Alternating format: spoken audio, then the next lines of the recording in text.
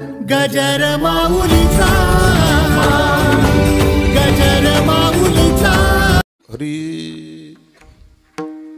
धन्य ते संसारी दयावंत जे अंतरी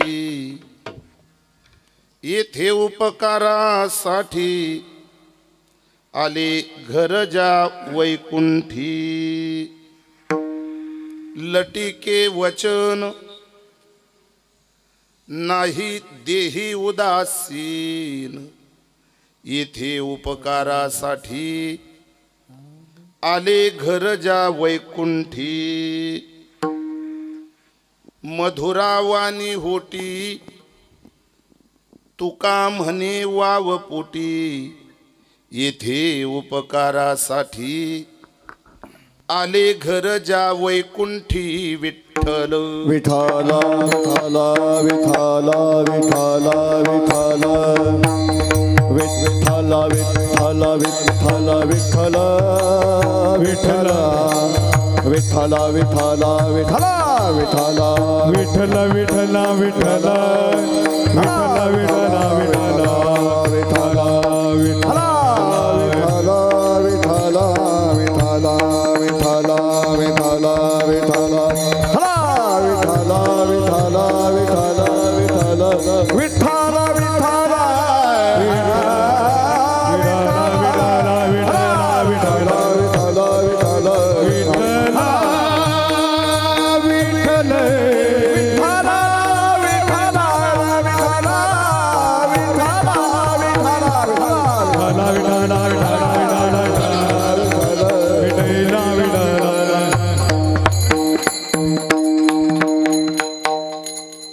धन्य ते संसारी दयावंत जे अंतरी येथे उपकारासाठी आले घर जा वैकुंठी पांडुरंग करू प्रथम नमन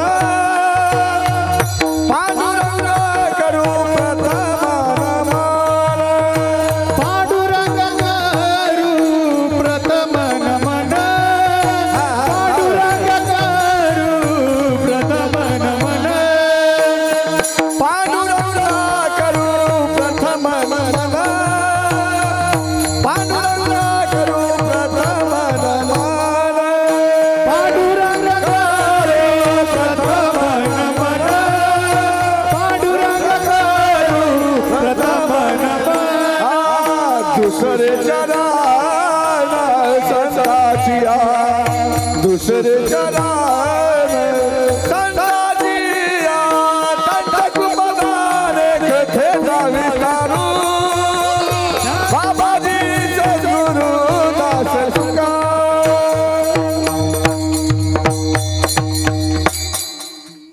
जयांचे केल्या स्मरण होय सकळ विद्यांचे अधिकरण तेच वंदू श्रीचरण श्री गुरूंचे ते नमस्कार होणे आता समचरण सरोजम सांद्र नीलाबुदाबुम जगन निहित पाणी मंडनम मंडनानाम तरुण तुलसीमाला कंधरम कंजनेत्रम सदय धवलः संविठ्ठलं चिंतयामि लोकाभिरामं रणरंगधीरं राजीवनेत्रं रघुवंशनाथं कारुण्यरूपं करुणाकरन्तं श्रीरामचन्द्रं शरणं प्रपद्ये मनोजवं मारुतदुर्लभेगं जितेन्द्रियं बुद्धिमतां वातात्मजं वानरयुतमुख्यं श्रीरामदूतं शरणं प्रपद्ये आकाशतारकलिङ्गं पातालहटकेश्वरं मृत्युलोके महाकालं सर्वलिंगम नमस्तुते ओमेकदंताय विद्महि वक्रतुंडाय धीमहि तन्नो दन्ति प्रचोदयात् सर्वमंगलमांगल्ये शिवे सर्वार्थसाधिके शरण्ये त्र्यंबके गौरी नारायण नमस्तुते मस्तके पायावरी मस्तक हे पायावरे मस्तक हे पायावरी मस्तक हे पायावरे वर करी धंदाजा वर करी धंदाजा वार करी संताचा वार करी संताचा वार करी संताचा वार करी संताचा हाय मस्तक हे पायावरी या वर करी धंदाजा या वर करी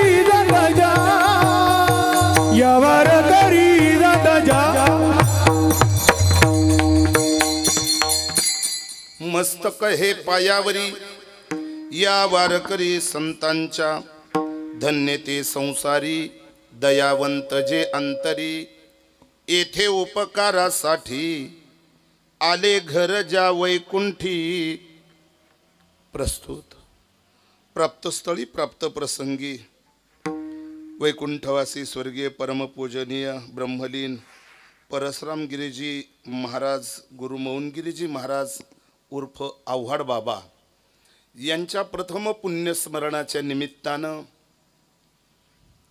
या ठिकाणी समाधी पूजन अन्नदान आणि ज्ञानदान अशा प्रकारचा हा पुण्यतिथीचा यज्ञ संपन्न होत असताना एक दिवसीय कीर्तन महोत्सवाचं ग्रामस्थ तथा परिवार आणि भाऊकी सर्वांनी मिळून केलेलं हे नियोजन आणि त्या नियोजनामध्ये एक सदाचारी पुण्यात्म्याच्या साधूच्या सेवेची संधी माझ्यासारख्या एका पामराला मिळते।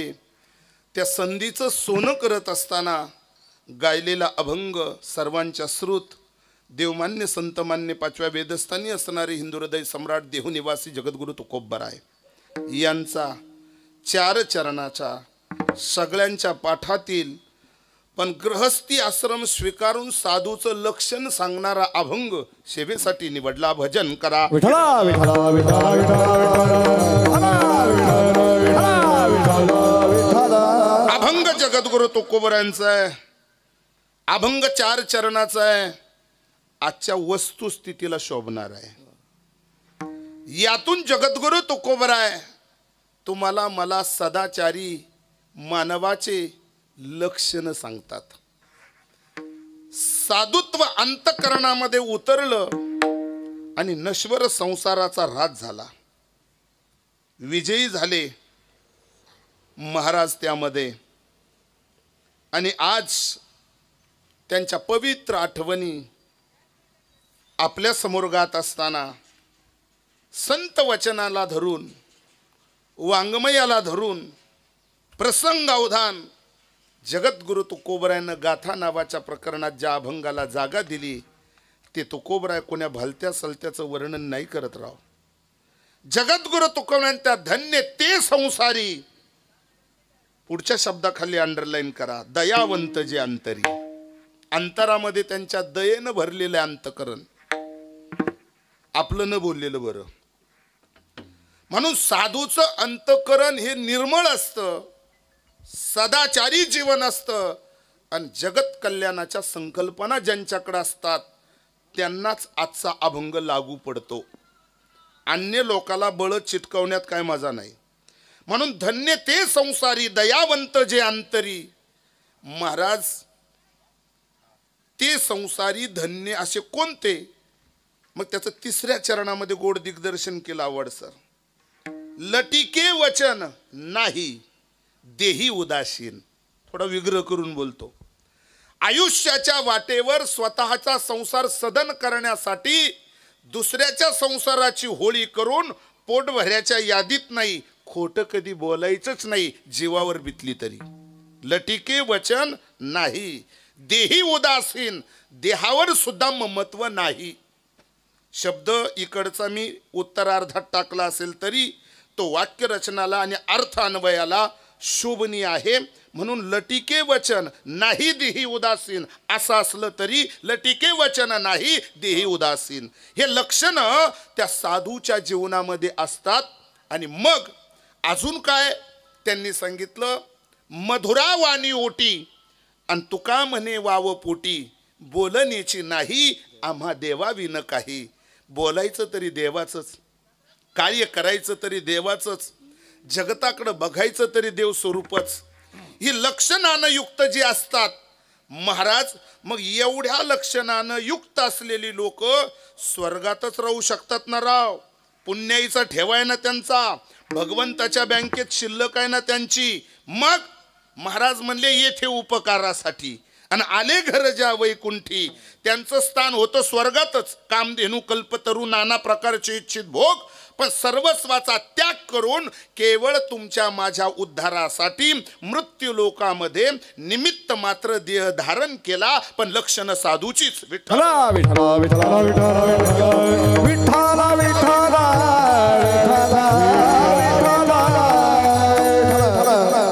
अभंगाच्या ठळक बातम्या तुमच्या समोर ठेवल्या.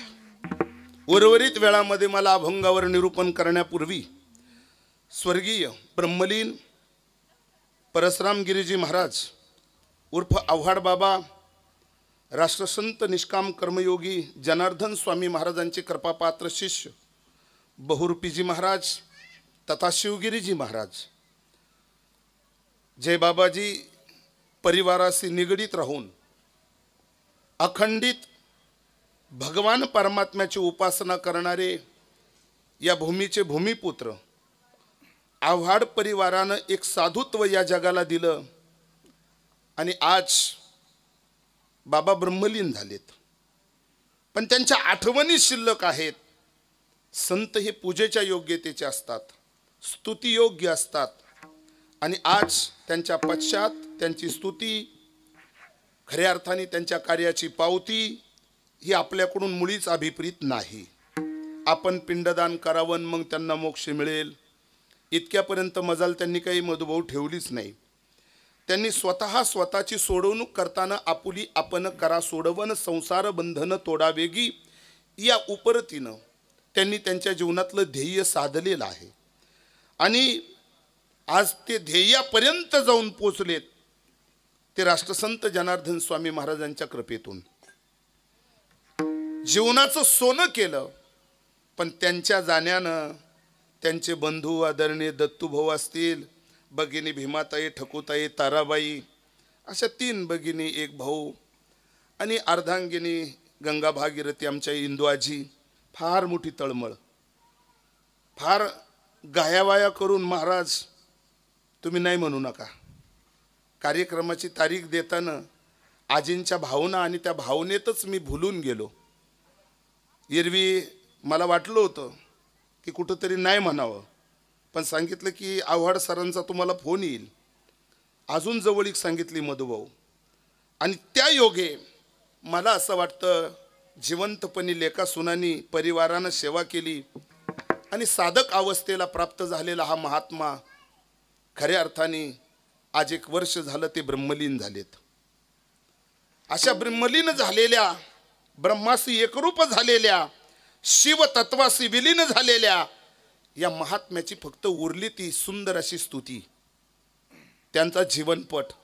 आणि तो जीवनपट मांडत असताना चिरंजीव आदरणीय बंडूभाऊ आणि माधवभाऊ, कन्या शोभाताई तानाजी सांगळे, नातू पंतू आणि संपूर्ण असणारा परिवार, 2 सुना अश्विनीताई आणि शोभाताई, आदी करून संपूर्ण आव्हाड परिवार, संपूर्ण भावकी.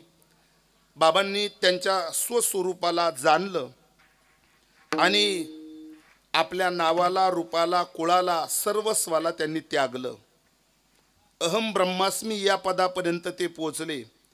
अर्थात जणू काही कोंडाजी बाबांनी आणि त्यांच्या अर्धांगिनीनं बाबांचं नावच फकीरराव ठेवलं. नाव फकीर आहे, फिकीरच कसली उरली. आणि कबीरदाजी म्हणता, फकीर होकर फिकीर करताय साला वो भी गद्दार आहे. म्हणजे जीवनामध्ये फकीर झाल्याच्या नंतर फिकीर करायची नसते, हे नावाप्रमाणे बाबांनी करून दाखवलं. ते त्यांच्या जीवनामध्ये त्या तत्वाला पोहोचले. आज परिवार पोरका आणि परका झाला, गाव सुद्धा परका आणि पोरकं झालं.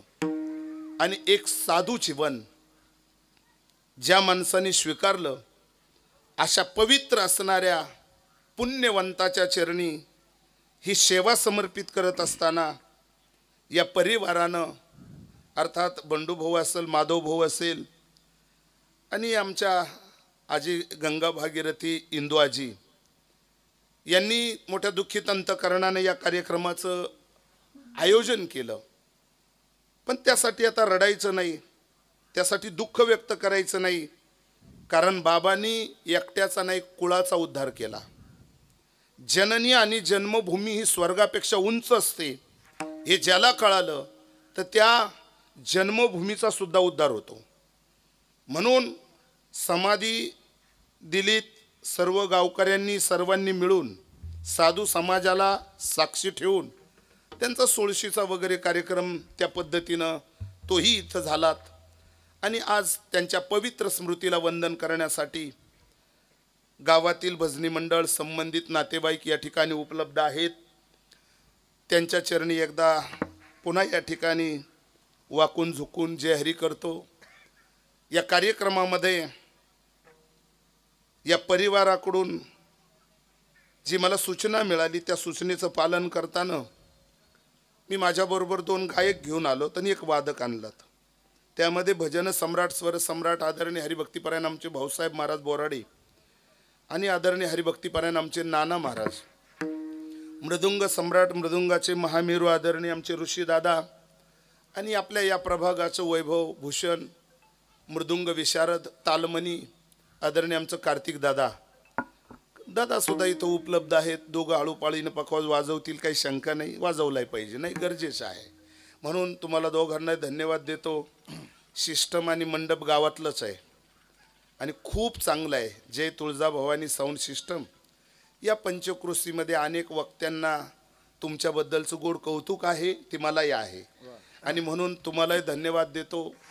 आणि हॉलमध्ये कार्यक्रम तर हॉल आपल्याला उपलब्धच होता ग्रामपंचायतीकडून, पण तरी सुद्धा तिथल्या कार्यक्रमाचं जे काही नियोजन तिथं कुठंतरी सस्य ओलपड होती वक्त्याची आणि ऐकणाऱ्याची, ती होऊ नये म्हणून आपण इकडं बाहेर घेतलं. म्हणून मला पुन्हा धन्यवाद द्यायचा आहे तुम्हाला सगळ्यांना.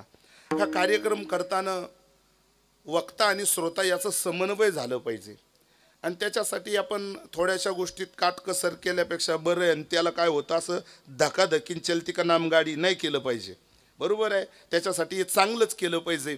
आणि आपण या ठिकाणी एका महात्म्याची ही सेवा आपण करतो आहोत आणि यासाठी आपण दुःखित अंतकरणानं सर्वजण उपलब्ध आहात. ग्रामस्थ, हितचिंतक, नातेवाईक आणि प्रत्यक्षात महाराजांवर प्रेम करणारे सर्व भाविक वर्ग, सर्वांना या ठिकाणी पुन्हा एकदा धन्यवाद देतो. या ठिकाणी आपल्या या भूमीचे भूमिपुत्र, राजकीय आणि पारमार्थिक क्षेत्रामध्ये वसा आणि वारसा, कार्यक्रम कुणाचाही असो, मोठ्याचा असो छोट्याचा असो, वक्ता कुणी असो, पण आमचे थोरे साहेब मनाचा मोठेपणा दाखवून सप्त्यांना भेटी असतात, रात्रीच्या कीर्तनांना पण. आणि असे पुण्यतिथीचे असं सुख दुःख जे कार्यक्रम असतात तिथं आमच्या थोरे साहेबांचं फार मोठं योगदान त्या ठिकाणी असतं, उपस्थिती. त्यांनाही धन्यवाद देतो.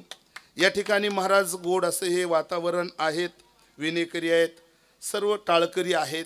उणीव फक्त या महात्म्याची आहे का त्यांनी आपल्यातून जायला नको होतं. कारण चांगली माणसं सर प्रत्येकाला हवीशी वाटतात.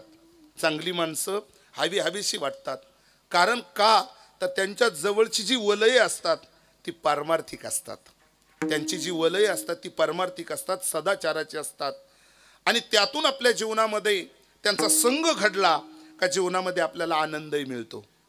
म्हणून आयुष्याच्या वाटेवर खऱ्या अर्थाने महाराजांनी जे काही काम केलं ते राष्ट्रसंत जनार्दन स्वामींच्या बरोबर, म्हणजे खऱ्या अर्थाने शिष्यांबरोबर, बहुरूपी महाराजांच्या बरोबर. महाराज इतका त्यागही सोपा नाही बरं का मधुभाऊ, इतका त्याग सोपा नाही. त्याग वेगळा आणि वैताग वेगळा. वैतागून माणसं करतात तीही आपल्या निदर्शनास येतात, पण वैताग टिकाऊ नसतो. त्याग हा समर्पणापर्यंत नेतो, शेवटपर्यंत नेतो. आणि जेव्हा ही पत्रिका मी बघितली तेव्हा मला असं वाटलं, एरवी मी तारीख घेताना काही समजलं नाही कुणाचं काय, आणि इथं आल्यानंतर मला कळालं, पाहिलं का एक साधू जीवन जगणारा महात्मा, एक सत्पुरुष, का ज्यांच्या संबंधानं आपल्याला बोलायचं आहे. तर खरं सांगू, जगद्गुरु तुकोबराय सुद्धा म्हणतात, ज्या माणसानं संसार आणि परमार्थ दोनही गोष्टी जमेच्या बाजूत ठेवल्यात तो जीवनामध्ये सक्सेस आहे. नुसता परमार्थिक सक्सेस नाही आणि नुसता संसारिक सुद्धा सक्सेस नाही, मग दोन्ही बाजू त्याच्याकडे असल्या पाहिजे. ज्याला संसार चांगला करता आला त्याचाच परमार्थ चांगला होतो. मला पुराणातले अजून पाहिजे तेवढे दृष्टांत द्यायचे. म्हणून महाराज म्हणतात, जीवनामध्ये असं पुण्य करणाऱ्या पुण्यात्म्याची स्तुती जर आपल्या मुखातून घडली तर वाणीला धार येते. पुण्यवंत व्हावे घेता सज्जनाची नावे, घेता सज्जनाची नावे, घेता सज्जनाची नावे. पुण्यवंत व्हावे घेता सज्जनाची नावे, घेता सज्जनाची नावे, सज्जनाची नावे. गोड आहे प्रमाण. पुण्यवंत व्हावे घेता सज्जनाची नावे. सज्जन माणसाची नावं घेतल्यानंतर सुद्धा पुण्य मिळतं. अजून काय होतं? पाप जातं, दोष निघून जातात पुण्यवंताचं नाव घेतल्याच्या नंतर. अजून काय होतं? महाराज म्हणतात जर पुण्यात्म्याचं नाव तुमच्या मुखात आलं तर यमाची सुद्धा बिशाद नाही तुमच्याकडे यायची, काळाची सुद्धा नाही ताकद तुमच्याकडे यायची. महाराज तुम्ही म्हणाल हवेत गोळ्या सोडता का वस्तुस्थिती सांगतात? सांगतो ना. पुण्यात्म्याचं नाव घेतल्याच्या नंतर यमाला सुद्धा काप उभा राहावा. कोण पुण्यात्मा? मग त्याच्यासाठी प्रमाण फार गोड आहे ना. म्हणा तुकाराम तुकाराम तुकाराम तुकाराम नाम घेता का पेय पेय. तुकाराम तुकाराम नाम घेता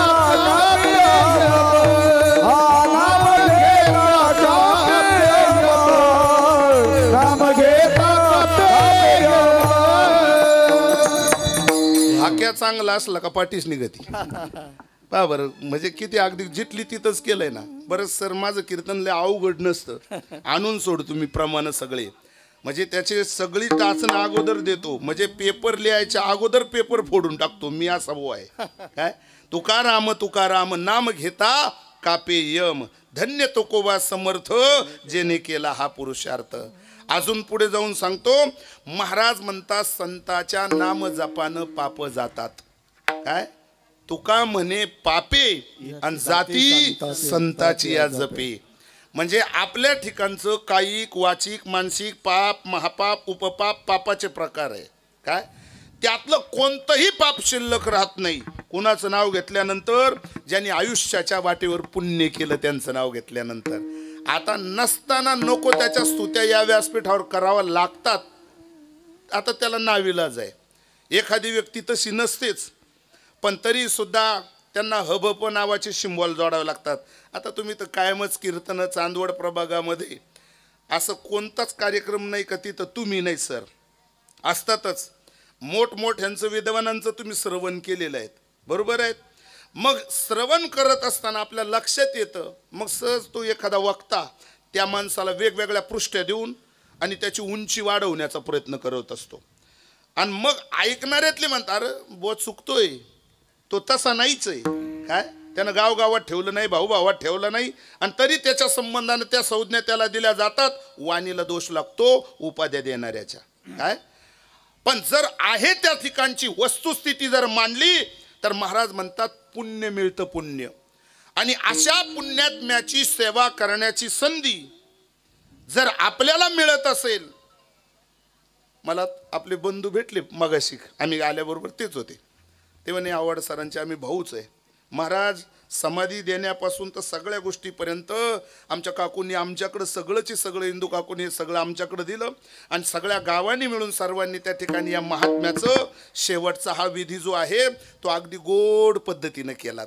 खरं सांगू याला पुण्यच लागतं.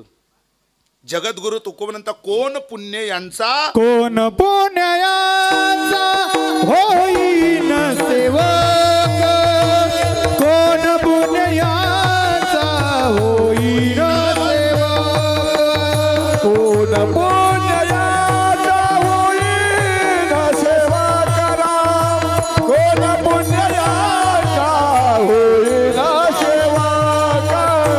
ही द्वंद्वादिक दुराविले, जी द्वंद्वादिक दुराविले, जे द्वंद्वादिक दुरावले, जे द्वंद्वादिक दुरावले,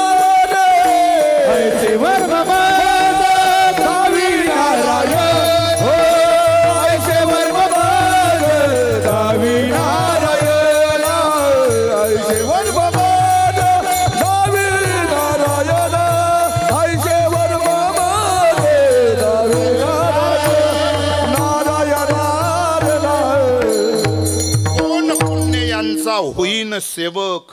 तुकोबारा म्हणतात मी सेवक झालो पाहिजे त्यांचा. कोणाचा? अशा पुण्यात्म्यांचा. महाराज म्हणतात पुण्यात्म्याला जाणून घेण्यासाठी सुद्धा आपलं अंतकरण तसं लागतं. समोरच्याला ओळखायचंय, समोरच्याची उंची जाणून घ्यायची असेल तर तुका म्हणे अंगी व्हावे ते आपण तरीच महिमान येईल कळो. पाप्याची पितर सदाचारी माणसाला ओळखत नाही. हायतीत तर नाहीच ओळखत, हा माणसाचा स्वभावच आहे. गेल्यानंतर माणसाची किंमत कळते तेव्हा वेळ निघून गेलेली असते. गेल्यानंतर माणसाची किंमत माणसाला कळते पण तेव्हा वेळ निघून गेलेली असते. कारण का? आम्ही पाहताना त्यांच्याकडे जर पाहिलं तर एक आव्हाड परिवारामध्ये कोंडाजी बाबाच्या घरामध्ये जन्माला आलेलं एक पोरग, सर्वसामान्य घरामध्ये, प्रतिकूल परिस्थितीमध्ये. महाराज 3 लेकरं, 1 कन्या, 2 मुलं झालीत.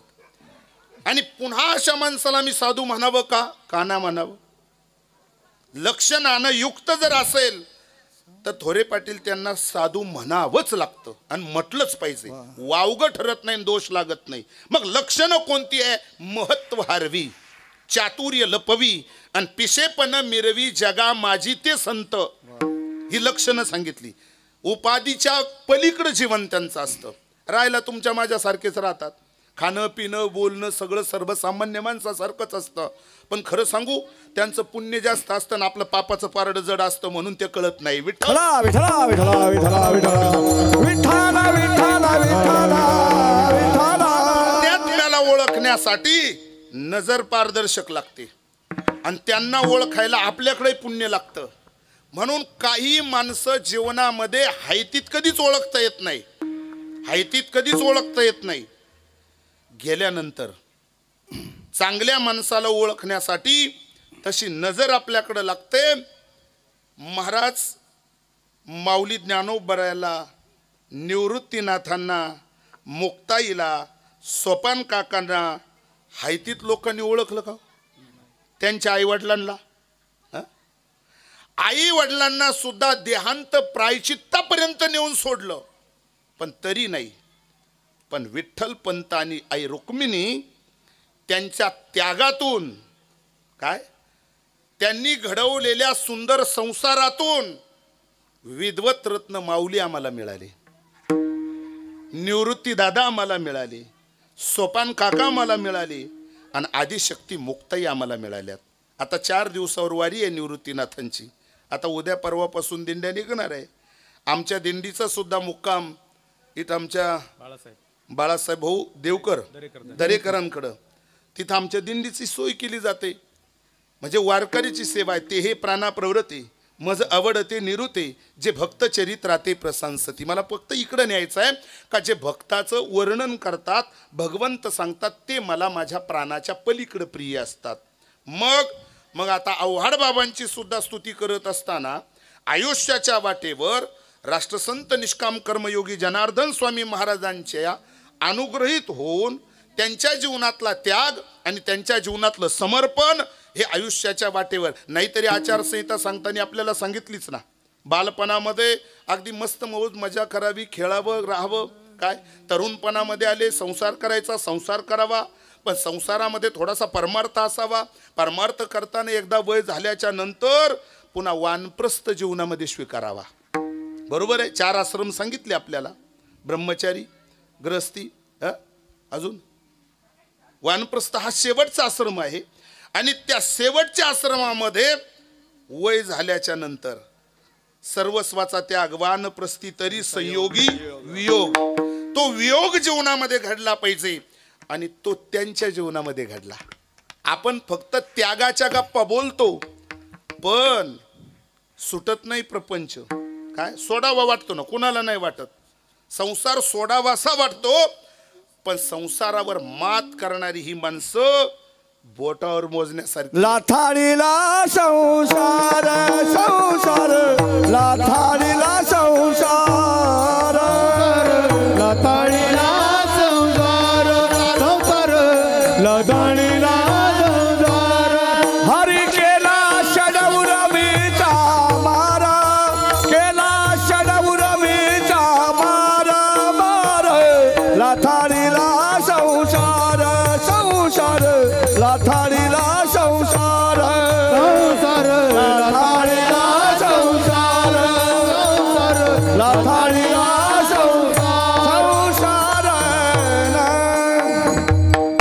संन्यासाच्या बाबतीमध्ये बोललं जात नाही. 4 आश्रमातला संन्यास आश्रम आहे, वानप्रस्थ आश्रम आहे, गृहस्थ आहे आणि महाराज ब्रह्मचारी आहे. 4 आश्रम आहेत.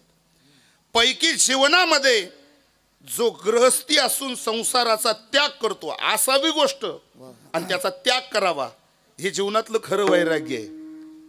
का अहिकिके स्वर्गीचे भोग पायिक झाली या इच्छेचे, परी भोगावे हे न रुचे मना माझी, तो खऱ्या अर्थाने या संसारातला विजयी आहे. महाराज म्हणता इह लोकाच्या भोगापासून तर स्वर्ग लोकाच्या इच्छित भोगाच्या त्यागाला वैराग्य म्हटलं जातं. आणि ते वैराग्य या लोकांकडे असतं, पूर्वपुण्य यांचं असतं. म्हणून सर्वस्वाचा त्याग विठ्ठलपंतांनी आई रुक्मिणीनं केला. माऊली ज्ञानोबरायासारखे, निवृत्तीदादासारखे, सोपान काकासारखे आणि मुक्ताईसारखं रत्न तुम्हाला मला भेट त्यांनी दिलं. आपण म्हणतो ना, कुछ पाने के लिए कुछ खोना ही पडेगा. व्यवहार आहे ना तसा तोरे साहेब. काही मिळवायचं असेल तर काही त्याग जीवनामध्ये, अर्थात या ठिकाणी त्याग आहे बाबांच्या जीवनातला, सर्वस्वाचा त्याग आहे. बघा तुम्ही फोटोकडे बघा, त्यांच्या चेहऱ्यावरचं तेज बघा, साधू चेहऱ्यावरनच कळतो. चेहरा त्यांचा फ्रेश आहे, नैराश्य नावाची गोष्ट नाहीये. कधी पा ते आहे त्याच परिस्थितीत दिसतात. त्याचं कारण आहे त्यांनी सगळ्या उपाध्यांना लाथ मारल्यात. या जगतामध्ये आयुष्याच्या वाटेवर सर्वस्वाचा त्याग केला. संसारिकच होते, गृहस्थीच होते माऊली ज्ञानोबरायाचे, निवृत्तीदादांचे आई वडील. पण तरी सुद्धा विद्वत रत्न मुलं त्या ठिकाणी महाराज संत म्हणून आम्हाला तुम्हाला भेट दिली. किती ज्ञानी, किती ज्ञानी. त्या संबंधानं सूचना करताना सांगितलं, बाबा ज्ञानाचा सागर, ज्ञानाचा सागर सखा माझा ज्ञानेश्वर, ज्ञानाचा सागर सखा माझा ज्ञानेश्वर, ज्ञानाचा सागर सखा माझा ज्ञानेश्वर, ज्ञानाचा सागर सखा माझा ज्ञानेश्वर.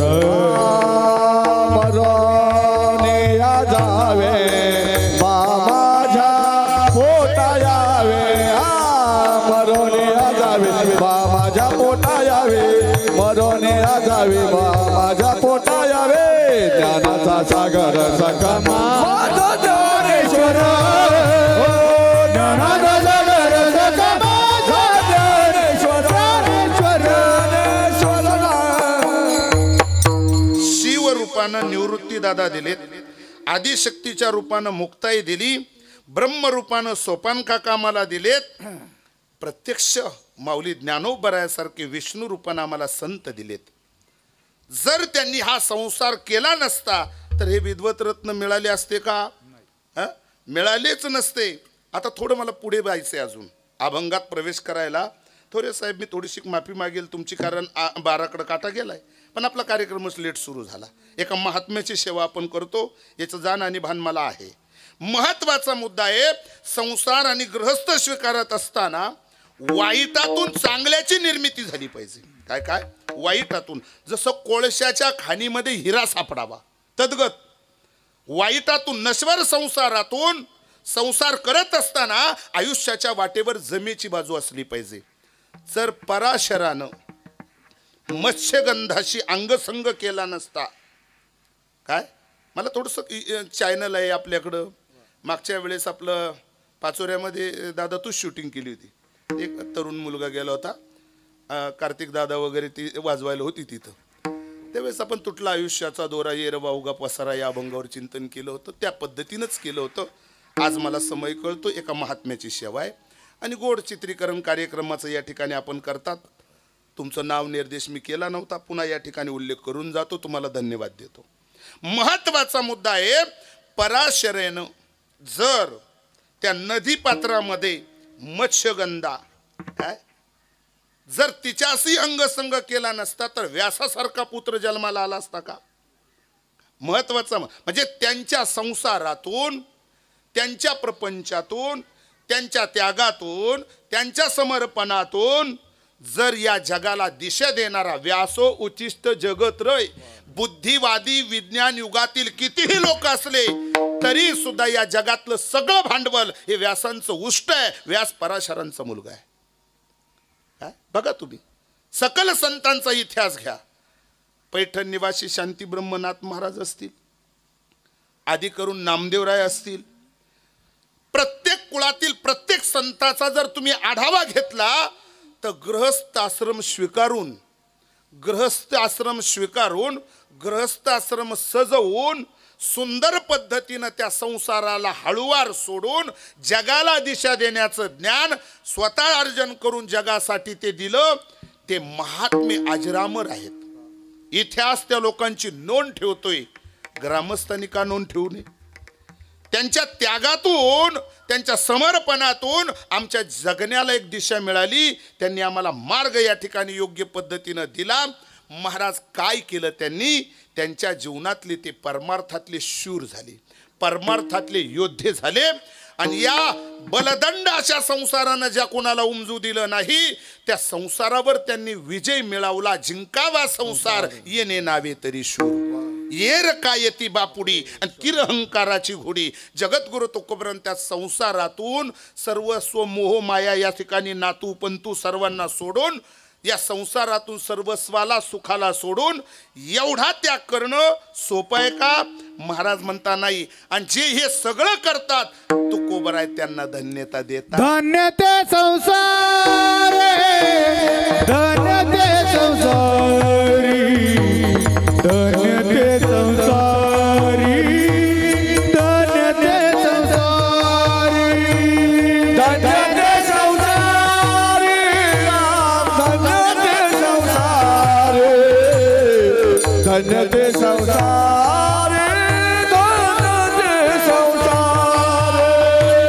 धन्य ते संसारी,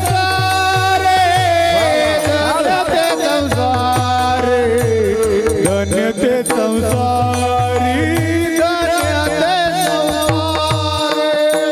धन्य ते संसारी, धन्य ते संसारी, धन्य ते संसारी,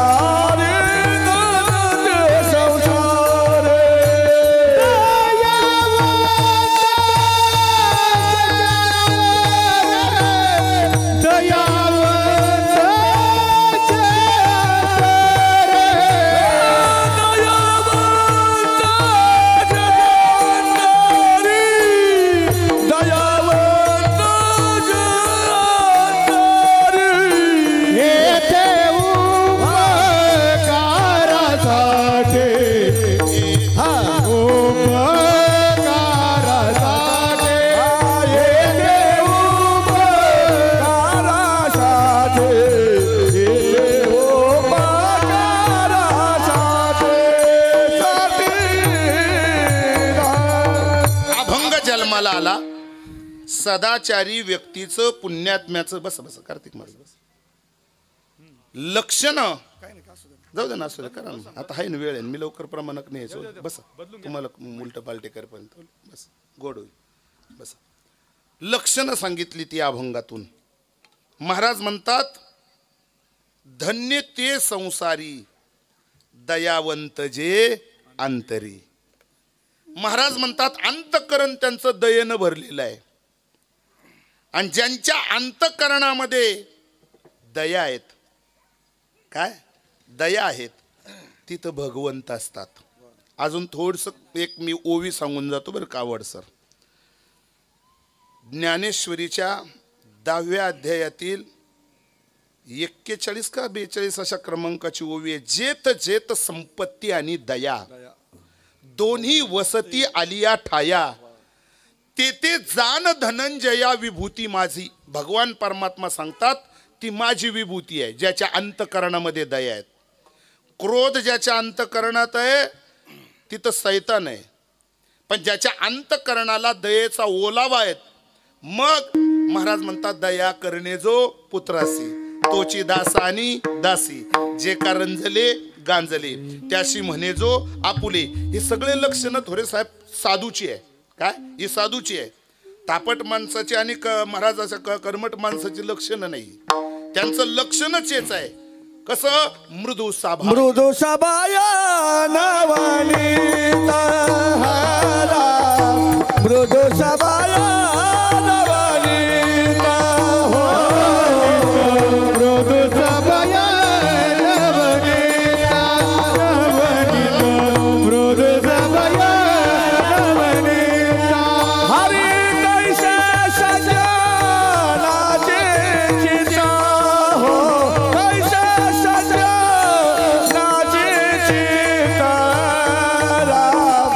तोची साधू ओळखावा हो तोची साधू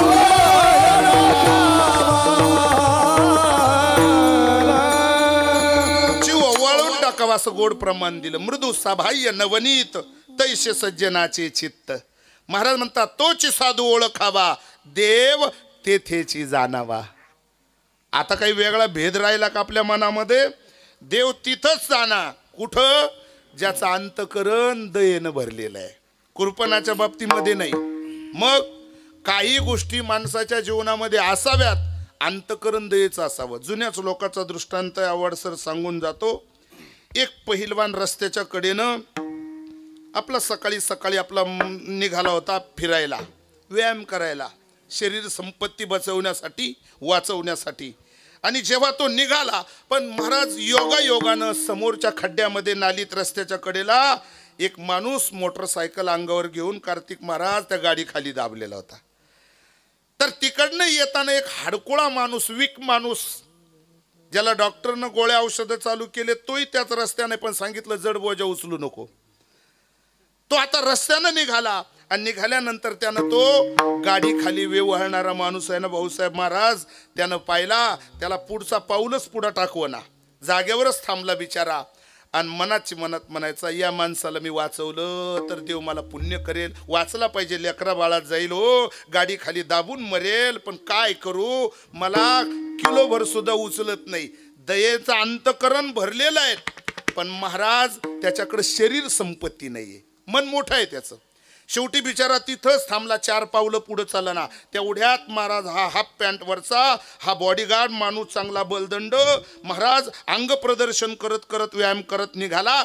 आणि या लुकड्या माणसानं, वीक माणसानं, मृदू हृदयाच्या माणसानं त्याचे पाय धरले आणि सांगितलं, दादा अहो या माणसाच्या अंगावर गाडी पडली हो, तेवढी फक्त बाजूला करा, त्याला जीवदान द्या, त्याला नवं चैतन्य द्या, जगण्याची नवी उमेद द्या.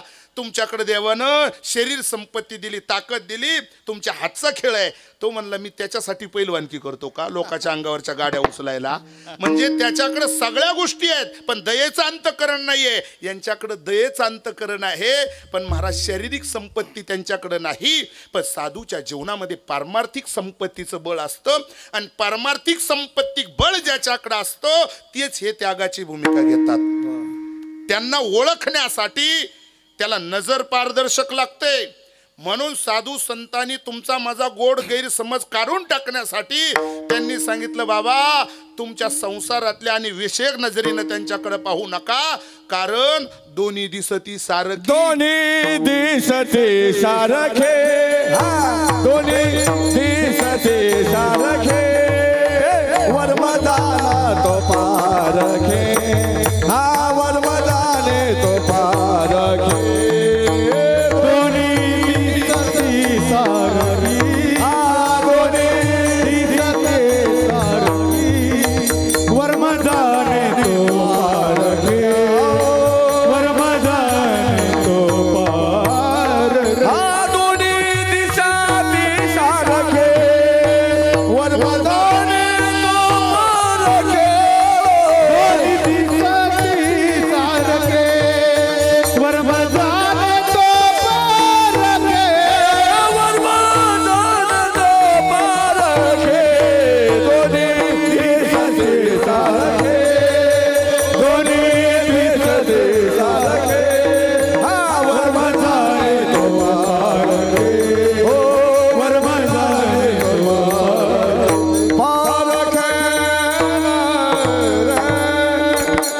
दिसायला दोघं सारखीच आहे, त्याला दृष्टांत फार वेगवेगळे दिलेत बरं का.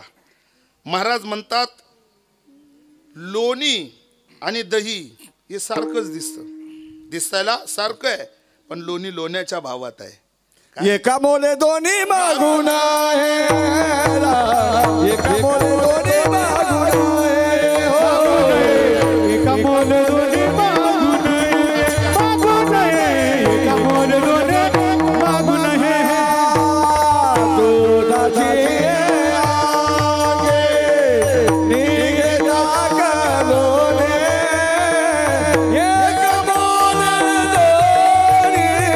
एका मोले दोन्ही मागून हो, एका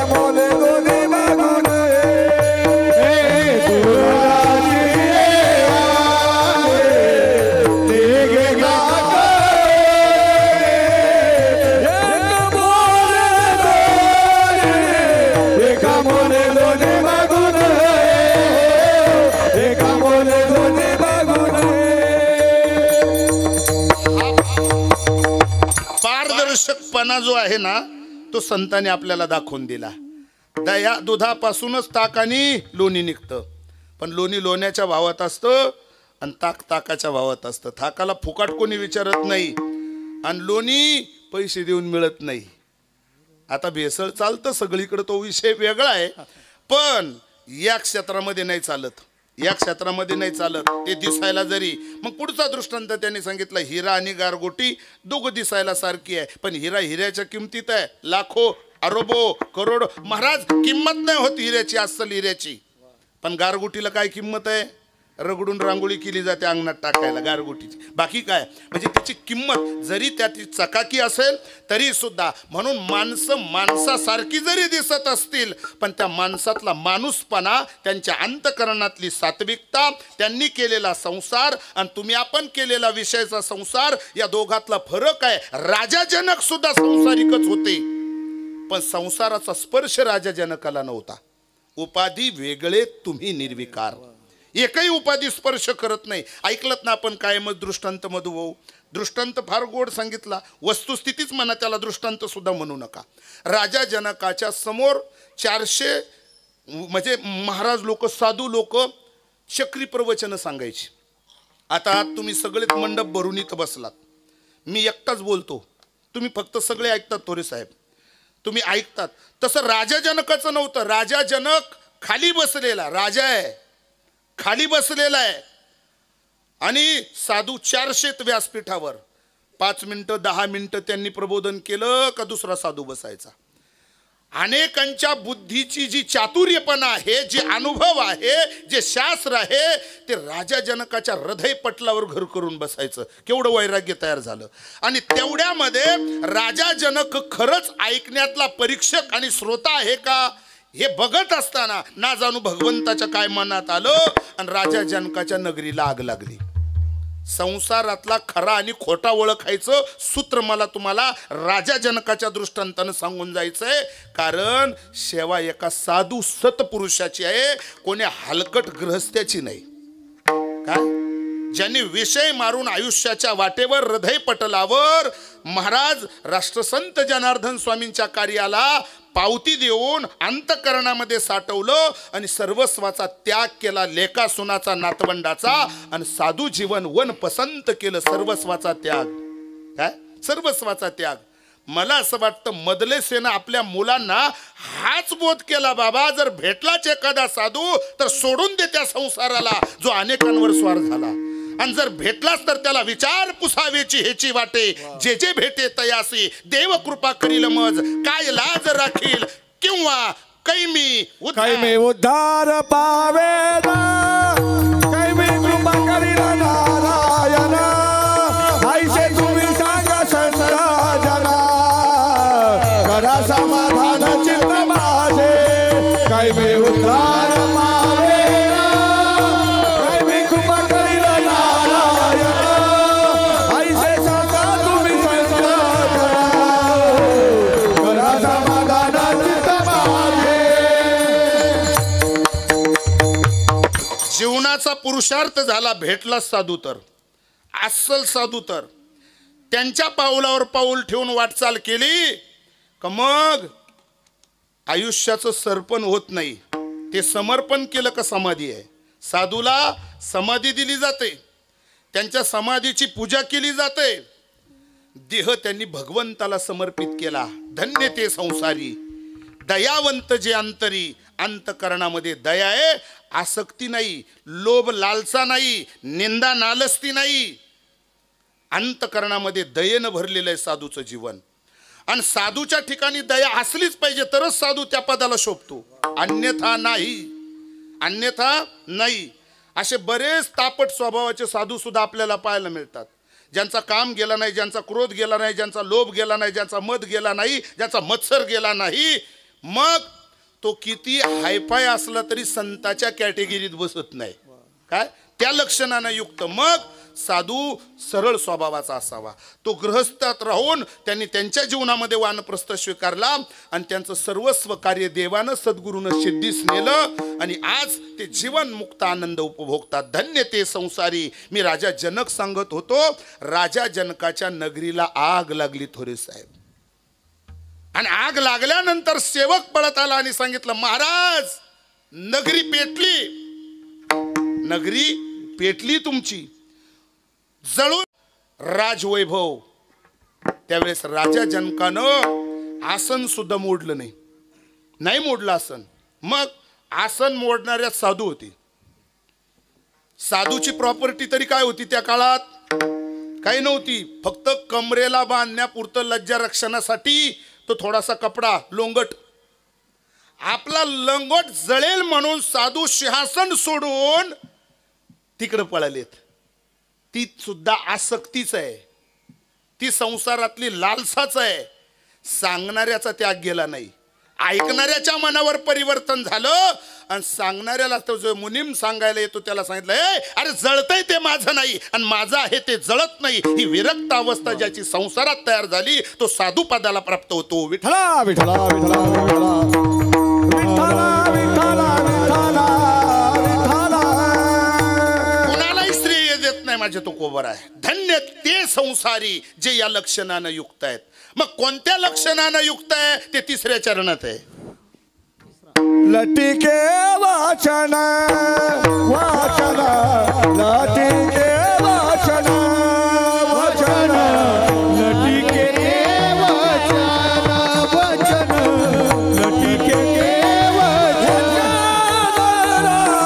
लटिके वाचन वाचन लटिके वाचन वाचन लटिके वचन वचन लटिके वचन.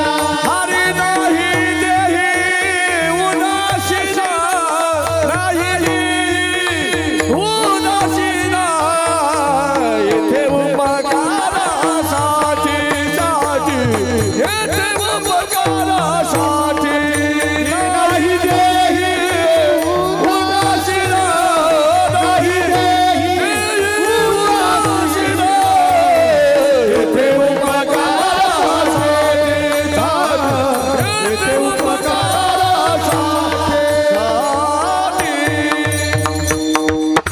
लटिके वचन नाही दिही उदासीन.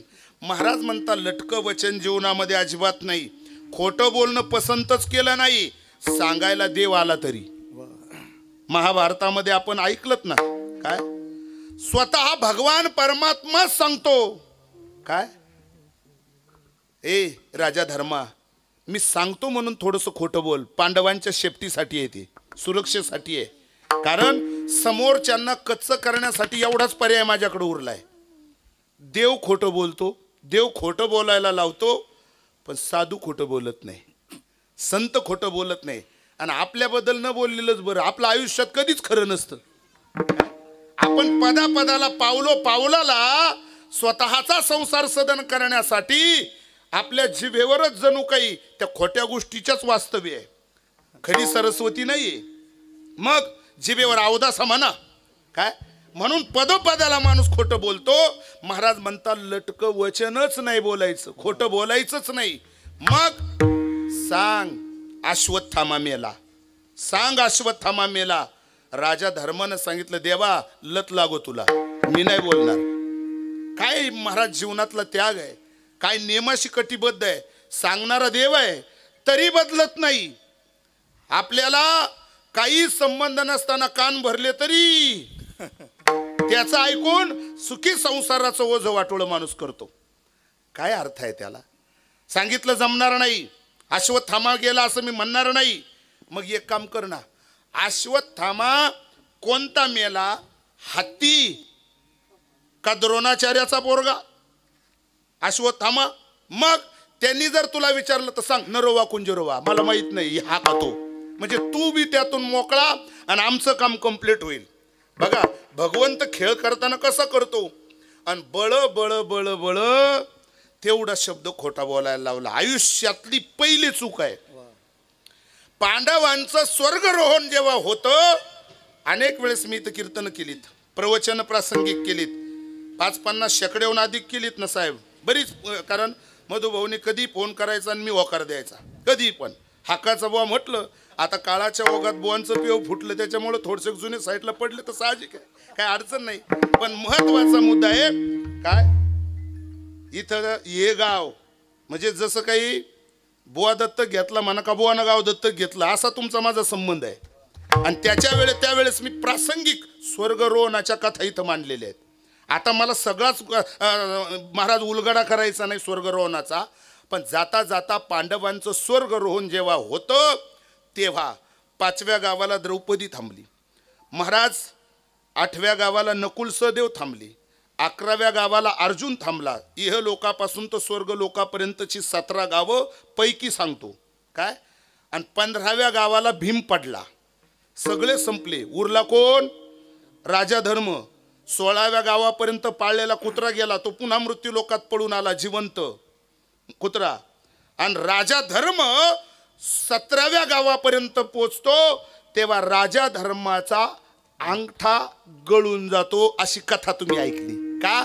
एकदा खोटं बोलल्याच्या नंतर जर स्वर्गरोहणाला जाताना त्याचा मोबदला, त्याचा दंड, त्याची सजा, त्याची शिक्षा, पायाचा अंगठा गळाला. मग आपलं इथंच राख गंगेत फेकली तेच बरं आहे, कारण आपलं नेण्यासारखं काहीच नाही ना. काय आयुष्यात जर कधी आपली जमेची बाजू खरं बोलण्याची नाहीये, पण साधू जीवन असं असतं, लटिके वचन नाही बोलायचं, किती बितली तरी नाही. देह जावा अथवा राहो, पांडुरंगी दृढ भाव, खोटं अजिबातच बोलायचं नाही. आणि मग जो खोटं बोलत नाही तोच या कसाला उतरतो 16व्या कसाला. त्याच सोन्या इतकी किंमत होते. मृत्यूनंतर यह देह सोडल्यानंतर तो चंद्र सूर्य असेपर्यंत शिल्लक राहतो, लटिके वचन नाही. काय ज्यांच्या जीवनामध्ये वचन लटक नाही, महाराज म्हणता बाबा अशा लक्षणाने युक्त तो साधू असला पाहिजे, कधीच खोटं बोलायचं नाही. आणि म्हणून ज्याचं बोलणं खरं असतं, सत्य कटू असतं, ते थोडं खरं बोललं तर आपली एक जुनी म्हण आहे थोरे साहेब, खरं बोलल्यावर काय सख्याला राग येतो आहे की नाही. आणि येतोच. तुम्ही कधी कधी एखाद्या वेळेस बोलून पहा, पोरग जरी आईला बोललं तरी सुद्धा. स्वर्गीय वैकुंठवासी रामगिरीजी महाराज वावीकर, आमच्याकडे जास्त कीर्तन असायचे, आता गिरीबाबाचे पण असतात. आणि ते सडीतोड होते, ते असं एक दृष्टांत सांगायचे गमतीनं. तेव्हा मी काही कीर्तनकार नव्हतो, पण मी असं बारका होतो, जाऊन बसायचो, छंद होता. ते म्हणजे नवरा वारल्याच्या नंतर आई जेव्हा मेकअप करते, सजून येते, तेव्हा ते पोरग आईला म्हणतं, आई एवढा मेकअप कशाला. आईनं त्याच्या तोंडात मारली. म्हणे का बरं. आईला जड गेलं म्हणे खरं बोललेलं. म्हणजे त्यांच्या भाषेतून ते फार खोड आणि सडीतोड बोलायचे. पण मला फक्त मुद्दा, मला इतकं जमणार नाही, पण जाता जाता मला फक्त दिशा द्यायची आहे. खरं बोललं का सख्या आईला राग येतो. आणि सत्य माणसं या जगाच्या प्रवाहामध्ये चालत नाही. मग आज धक्त त्यांचंच आहे ज्याला या बोटाचा त्या बोटावर उडवता आला, तो सक्सेस आहे व्यवहारात. व्यवहारात सक्सेस व्हाल, देवाच्या परीक्षेत नापास व्हाल. म्हणून लटिके वचन नाही, देही उदासीन. देहावर सुद्धा देहाचे लळे नाही पुरवत, इंद्रियाचे चोचले नाही पुरवत ही लोक इंद्रियाचे चोचले. मी 14ला गेली 5-7 वर्ष जंगलीदास माऊलींबरोबर चिंतनी केलं असायचो. आत्मा हा विषय असायचा मधुभाऊ माझ्याकडं. जायचो मी एक साधूची सेवा म्हणून जायचो, ते काय आपलं देवाणघेवाण म्हणून नव्हतो जात. एक वेळेस चुकून महाराजांना काही चहा पिण्याची काहीतरी अशी एक भावना निर्माण झाली.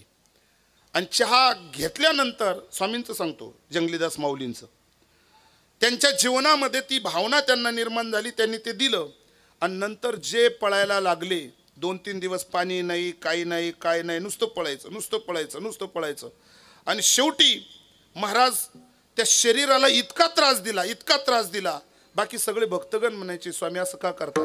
त्याने सांगितलं, यानं आज माझ्याकडे चहा मागितला, उद्या दुसरं काही मागेल, आणि उद्या मला जर इंद्रियाचे चोचले जर बनवायचे असेल तर माझा त्या खऱ्या आत्म्यापासून या विग्रह तयार होईल आणि हे शरीर नेईल तिकडे जाण्यात काय अर्थ आहे.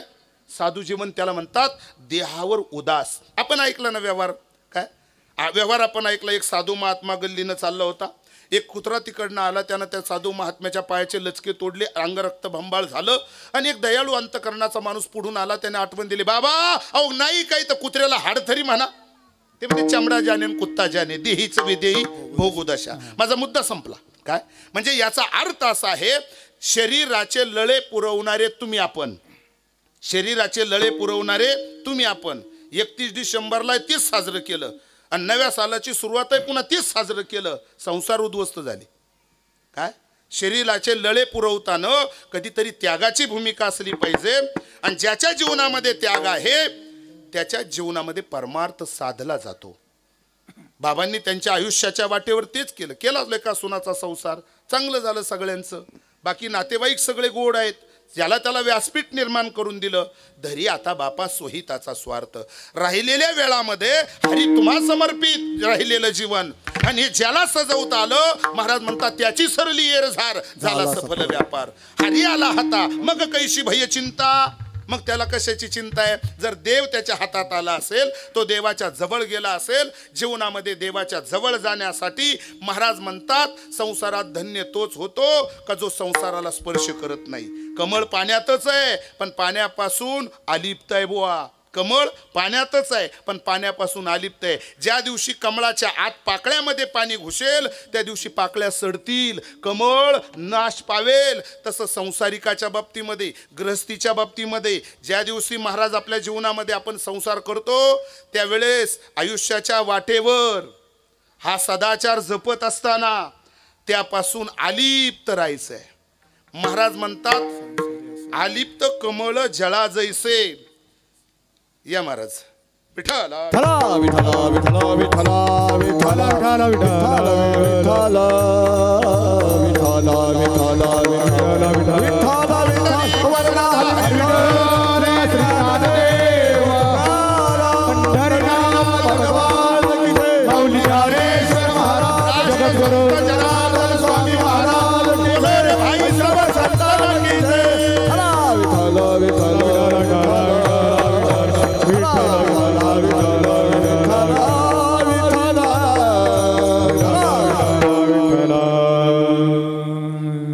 महाराजांचं पवित्र आगमन झालं.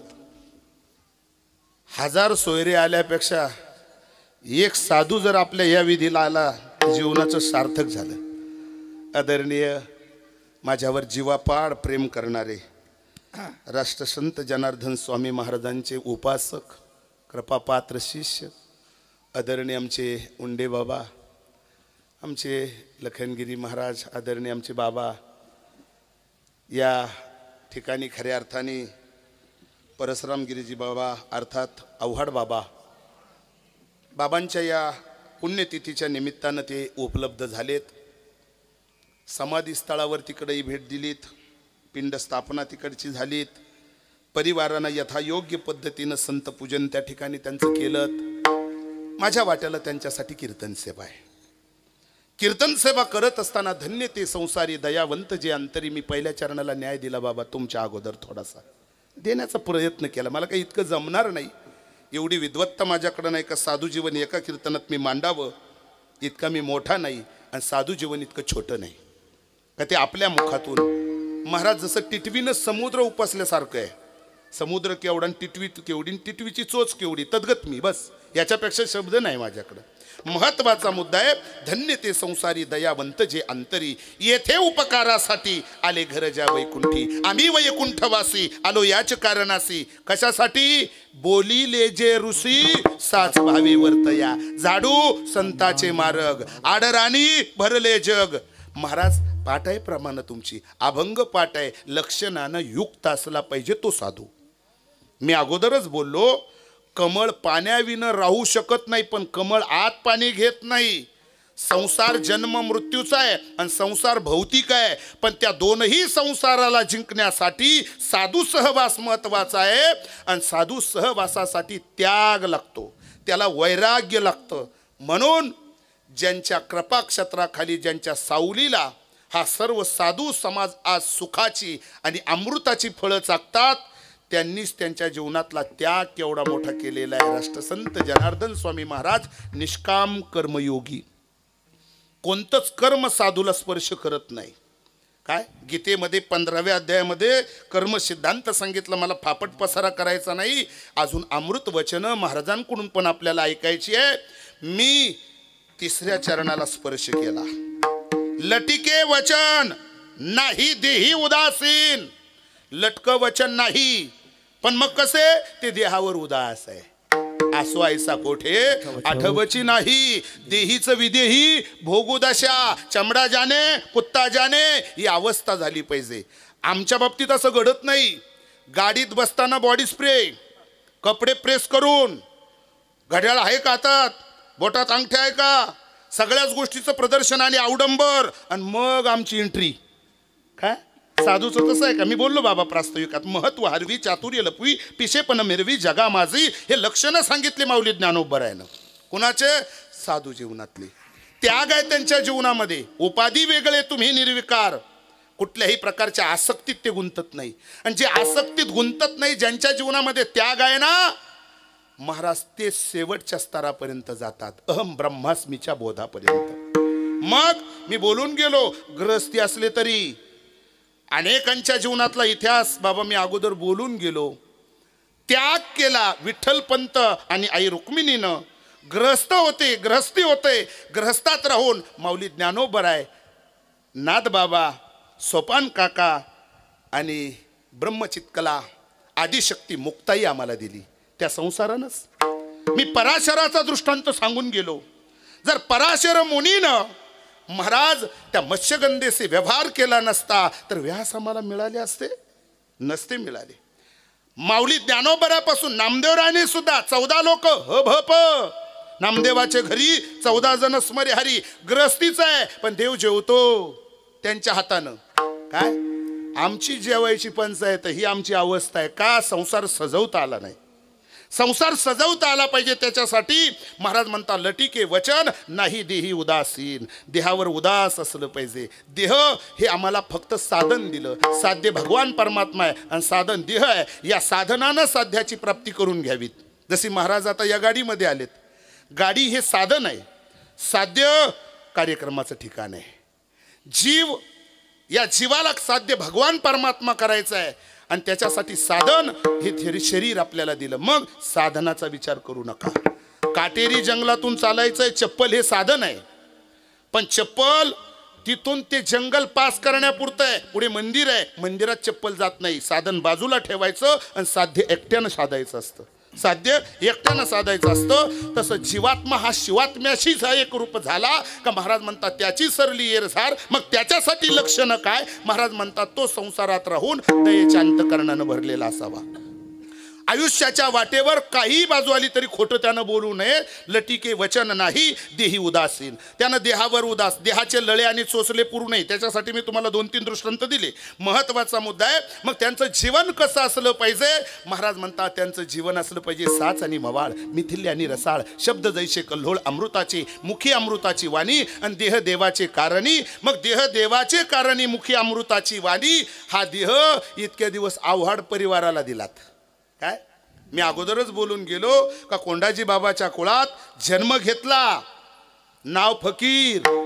मी थोडीशी माझी तोडकी मोडकी भाषा वापरली बरं का बाबा.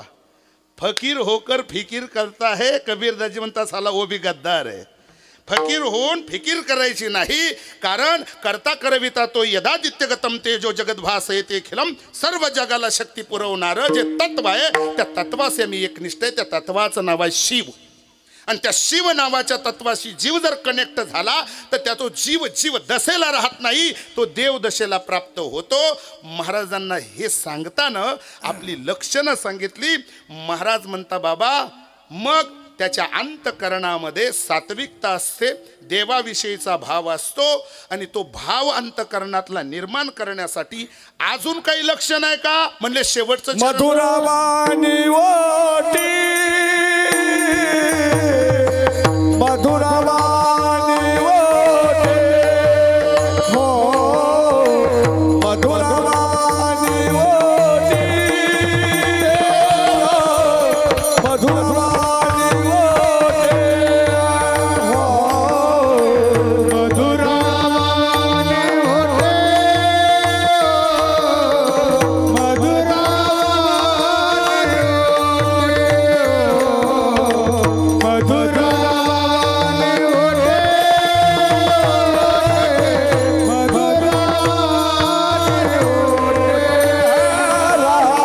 मधुरावाणी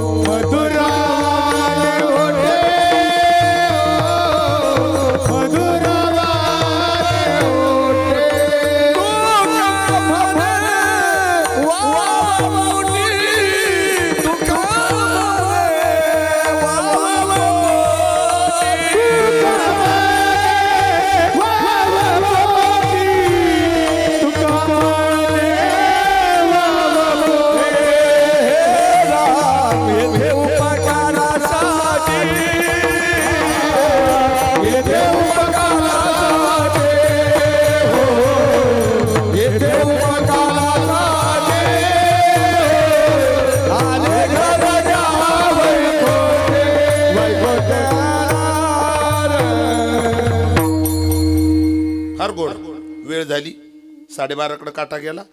2-2 मिनटं महाराजांकडून आपल्याला या ठिकाणी त्यांचं थोडंसं मनोगत या ठिकाणी आपल्याला थोडंसं ते व्यक्त करणार आहे का ज्यांचा संघ घडला, एकमेकाच्या बरोबर राहून त्यांच्या जीवनातल्या परमार्थातली जी उंची होती ती मांडण्यासाठी, ही आदरांजली व्यक्त करण्यासाठी शब्दसुमनाची या ठिकाणी या व्यासपीठावर महाराज उपलब्ध आहेत.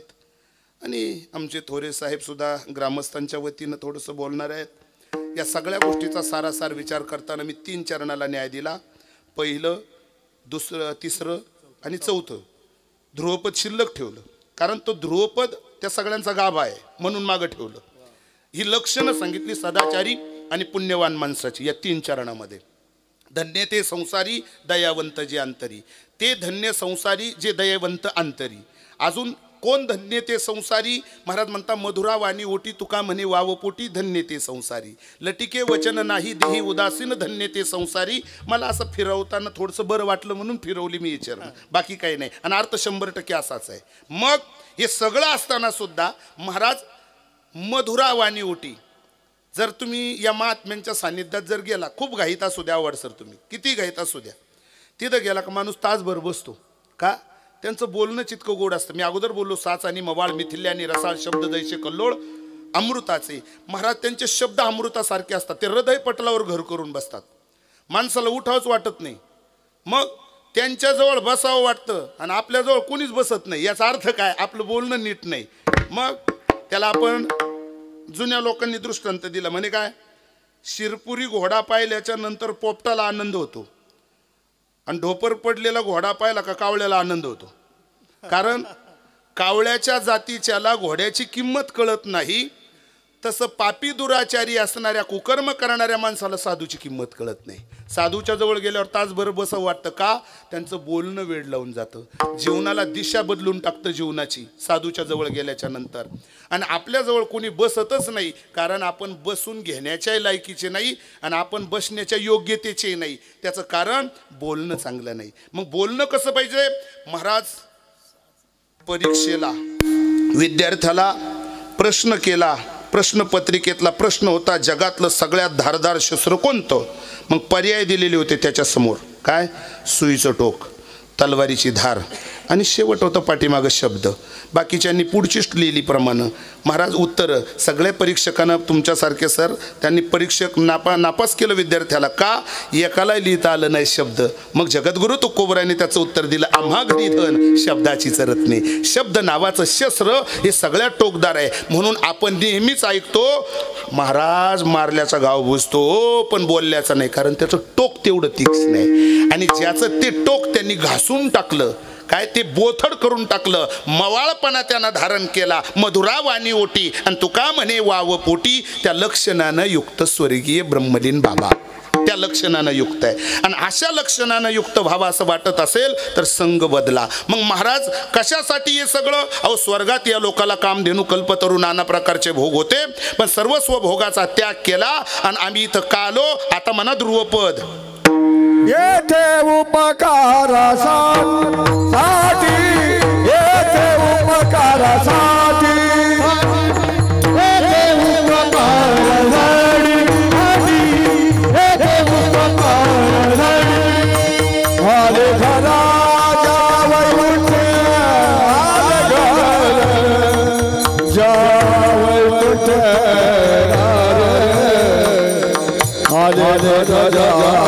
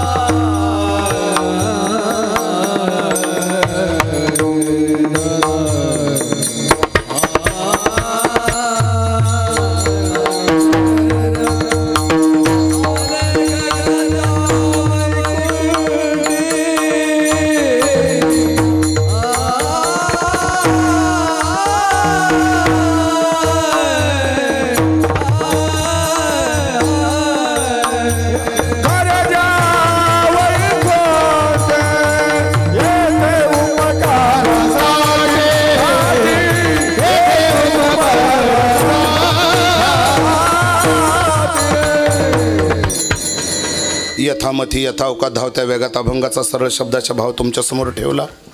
या ठिकाणी खरं तर बाबांवर प्रेम करणारी सर्व नातेवाईक महाराज मंडळी या ठिकाणी उपलब्ध आहेत.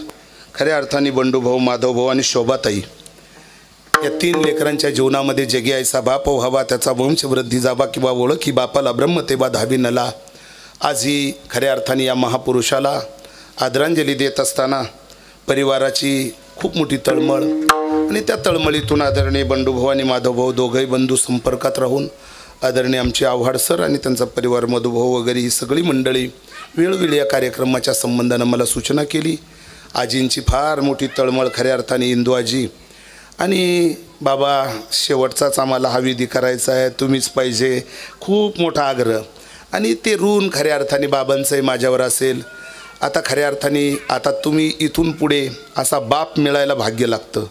माझ्या वडिलाची मीरा सिगा देवा असा बाप जर आमच्या जीवनामध्ये आम्हाला मिळाला तर कमीत कमी आमच्या बापाच्या पावलावर पाऊल ठेवून जीवन जगा, आयुष्याच्या वाटेवर सुखाचा संसार करा आणि गोड अशी वाटचाल करण्यासाठी दोनही मुलं, सुना आणि नातूपंतू खऱ्या अर्थाने खूप अशी गोड पद्धतीने या ठिकाणी आता आजींची सेवा तुम्हाला करायची. बाबा जीवनमुक्त अवस्थेला प्राप्त झाली.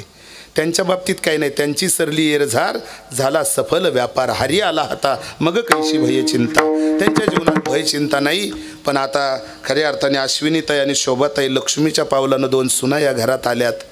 ताईंना मी विनंती करतो, सूचना नाही पण आठवण करून देतो. मला माहीत आहे तुमचा परिवार सुसंस्कृत आहे, शिवाय संप्रदायाशी निगडीत आहेत. मग आता इथून पुढे खऱ्या अर्थाने इंदू आजीला सासू न म्हणता आई म्हणा आणि आई बनवून त्यांची सेवा करा. खऱ्या अर्थाने हीच या महात्म्याला खऱ्या अर्थाने एक सुखद असणारी आदरांजली असेल. कारण ज्यांनी जिवंतपणीच आपले सर्व विधी उरकून टाकलेले असतात, ज्यांची आखाड्यामध्ये दीक्षा झालेली असते, पंचगुरूकडून त्यांना त्या ठिकाणी महाराज अनुग्रह मिळालेला असतो, अशा महात्म्यांसाठी 10 श्राद्ध 13 या भानगडी काही नसतात. कारण त्यांनी मरणाही आधी आम्ही राहिलो मरोनी लेले असतात. आणि म्हणून अशा राष्ट्रसंत निष्काम कर्मयोगी राष्ट्रसंत जनार्दन स्वामी महाराजांच्या सावलीला त्यांच्या मांडीवर बसण्याचा योग या महात्म्याला प्राप्त झाला.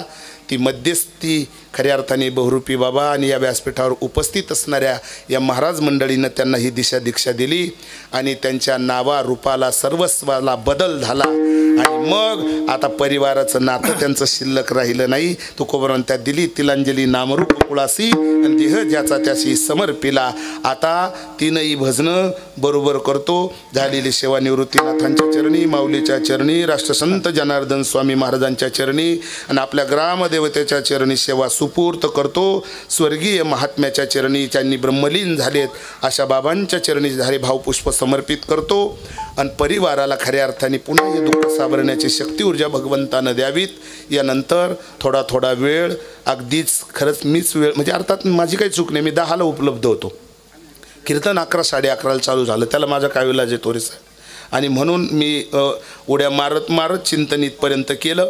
वाकडे एका नीट देव जाणे म्हणून झालेली सेवा पुन्हा या ठिकाणी प्रभूचरणी सुपूर्त करतो आणि 3ही भजनं बरोबर घेतो. विठोबा रघुमाई जय जय विठोबा रघुमाई, रघुमाई रघुमाई, जय जय विठोबा रघुमाई, जय जय विठोबा रघुमाई, विठोबा रघुमाई, विठोबा रघुमाई, जय जय विठोबा रघुमाई,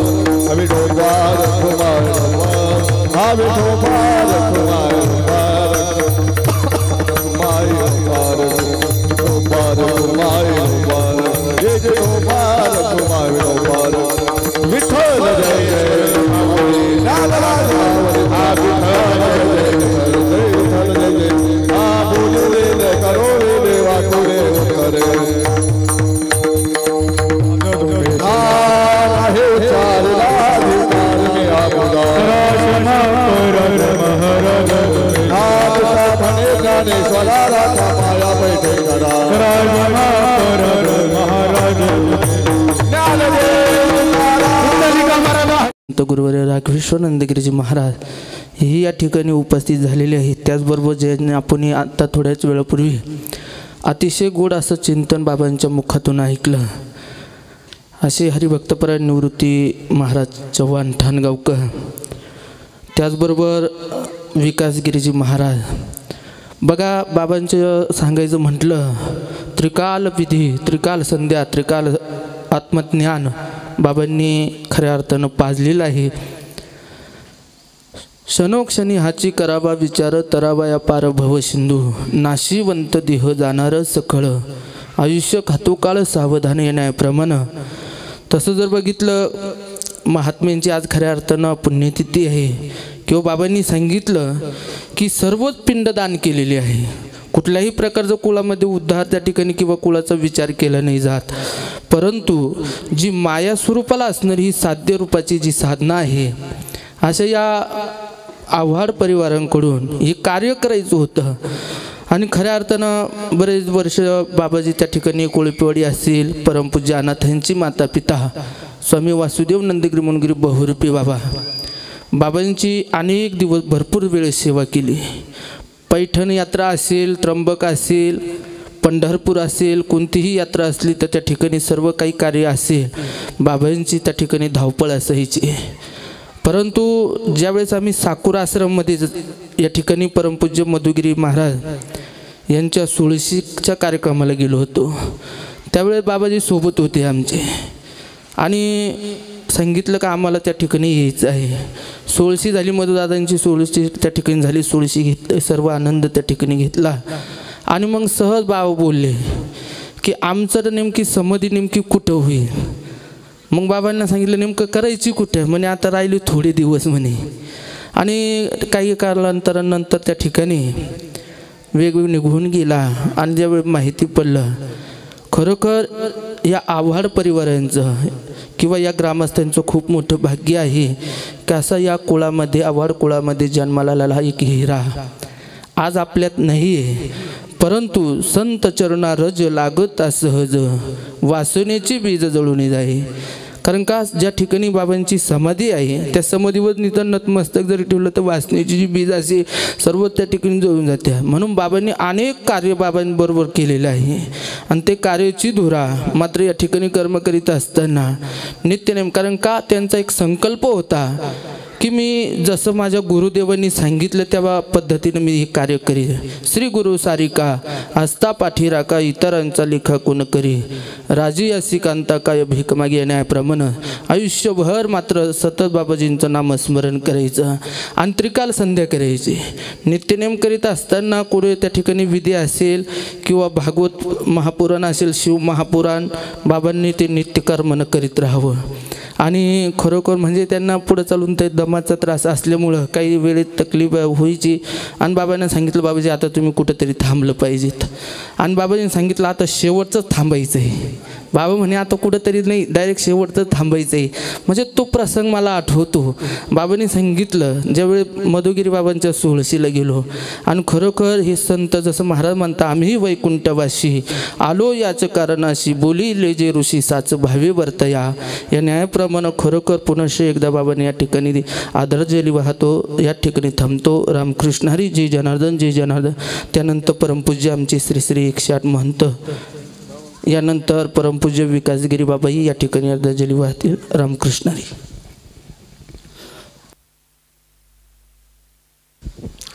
गुरुर् ब्रह्मा गुरुर्विष्णू गुरुदेव महेश्वरा, गुरुर साक्षात् परब्रह्म तस्मै श्री गुरुहे नमः. आज परमपूज्य स्वामी ब्रह्मलीन परमगिरी महाराज आज यांच्या पुण्यनिमित्त आपण सर्वजण उपस्थित झालो आहे. आणि त्या पुण्यतिथीच्या निमित्ताने या आढावा परिवाराने ठेवलेली सेवा म्हणजे संत मंडळी बोलवली आणि आपले हरिभक्त पारायण निवृत्तीनाथ महाराज ठाणगावकर यांचं सुश्राव्य कीर्तन ऐकायला आम्ही नेहमी ऐकत असतो, पण आम्हाला 10 मिनिटं मिळालं काही हरकत नाही. पण त्यांच्या कीर्तनात श्रवण तुम्ही घेतला आणि काही खरोखर आज तो तुम्ही आनंद घेतला. आणि आज लखनगिरी परमपूज्य उपस्थित असलेले आपले स्वामी आपलं लखनगिरी महाराज आणि उपस्थित आपले 108 स्वामी रागेशनंदगिरी महाराज ही संत मंडळी उपस्थित झाली. आज आपल्या ह्या गावाचं भाग्य समजावं लागेल, कारण संत येतात. म्हणून तुकाराम महाराजांनी म्हटल्याप्रमाणे संत तेचे देव, देव तेची संत. आज निमित्त त्या प्रतिमा, आज खरोखर परमपूज्य स्वामी परश्रमगिरी बाबा खरोखर आज त्यांच्या त्या समाधी झाली आणि समाधी खरं होऊन गेली आणि आज वर्ष झालं. आज तो शब्द लागू पडतो, संत तेची देव, देव तेची संत. निमित्त त्या प्रतिमा आज ते देवात ब्रह्मलीन झाली आणि देवात राहिले. असं समजू नका का परश्रमगिरी बाबा गेले आपल्यातून निघून, त्यांनी गेले नाही, ते अंश रूपाने इथं राहणारे. आम्ही थोड्याच काही मंडळींनी बोललो का बाबांची तुम्ही चांगली प्रकारे सेवा, तुमच्या काही अडचणी असेल तर बाबांना सांगत जा, कारण सद्गुरू ज्यांना बाबांची त्यांनी चांगली सेवा केली आणि बाबांची ते कृपा पात्र झाली. अशी परश्रमगिरी बाबा त्यांचा लखनगिरी बाबा त्यांचे जास्त वेळ गेला, पण माझं महाराज निवृत्तीनाथ महाराज आमचे स्वामी रागेशनंदगिरी महाराज आमचं त्यांचं सान्निध्य थोडं लावलं, पण आम्ही त्यांचे काही अनुभव घेतले. खरोखर बाबा खरोखर वैराग्य मूर्ती, अशी विरक्त झालेले महात्मा. आपण महात्मे आहे तोपर्यंत निंदा करतो, महात्मे गेले का आपण वंदळीना पाणी टाकतील लोक, पण संत महात्मे ओळखता आले पाहिजे. आम्ही त्यांना कधीच ओळखलं होतं, कारण त्यांची आजच बाबाजी त्यांनी सकाळी आम्हाला दृष्टांत दिला, तुम्हाला सांगायला हरकत नाही. ते डायरेक्ट म्हणे आम्हाला, विकासगिरी बाबा संत मंडळी कधी येणार, आजचा कार्यक्रम कधी होणार, असे बोलायला लागले. ते असे ते महात्मा आहे. आणि खरोखर आज बौरू बाबांचा परदेशी फोन आला की महाराज लोकांनी उपस्थित राहा. आणि असाच या आडवा परिवार यांना धन्यवाद व्यक्त करतो. आणि आडवा परिवार अशी सेवा बाबांची होत राहो. आणि खरोखर बाबाजीला आदरांजली व्यक्त करतो. जय जनार्दन, जय जनार्दन. आता परमपूज्य स्वामी 1008 स्वामी रागेशनंदगिरी बाबा यांच्या अमृताने श्रवण करावा अशी विनंती करतो. गुरुर्ब्रह्मा गुरुर्विष्णू गुरुर्देव महेश्वरा गुरुर्साक्षात् परब्रह्म तस्मै श्री गुरवे नमः. पहिलं प्रथम पवित्र अशा भूमीला वंदन करो. या भूमीमध्ये असणाऱ्या सर्व देवदेवतांना वंदन करो. उपस्थित असणारे सर्व साधू संत, भाविक भक्त, प्रेमी सज्जन, श्रद्धावती माता भगिनी, आपण सर्वजण भाग्यवान आहोत. आमचे शिवभक्त परश्रमगिरी बाबांच्या पुण्यतिथीच्या निमित्ताने आपण सर्वजण एकत्र आलेलो आहोत. त्यांच्या मुखातून आपण कीर्तनरूपी अमृतपान ज्यांच्या मुखातून केलं ते हरिभक्तपरायण आमचे निवृत्ती महाराज. आता आली ना निवृत्तीनाथ महाराजांची यात्रा आहे ना जवळच. आणि आपणही सर्वजण बाबांवर प्रेम करतो, या परिवारावर प्रेम करतो आणि प्रेम केलंच पाहिजे. जगामध्ये अनेक धर्म आहे देव, पण शब्द आहे खरा तो एकचे धर्म जगाला प्रेम अर्पवे. आणि प्रेम सर्वात मोठी वस्तू आहे. प्रेमाने सगळं जग जिंकता येतं. म्हणून साधू संतांच्या मुखातून शब्द आहे, ज्योत से ज्योत जगाते चलो प्रेम की गंगा. आणि प्रेम ही उत्पन्नाची बाजू आहे. आणि 4 आश्रम आहे, ब्रह्मचारी, ग्रस्ती, संन्यास आणि वानप्रस्थ. या 4ही आश्रमाचा म्हणजे स्वाद आमचे परश्रमगिरी बाबांनी घेतलेला आहे.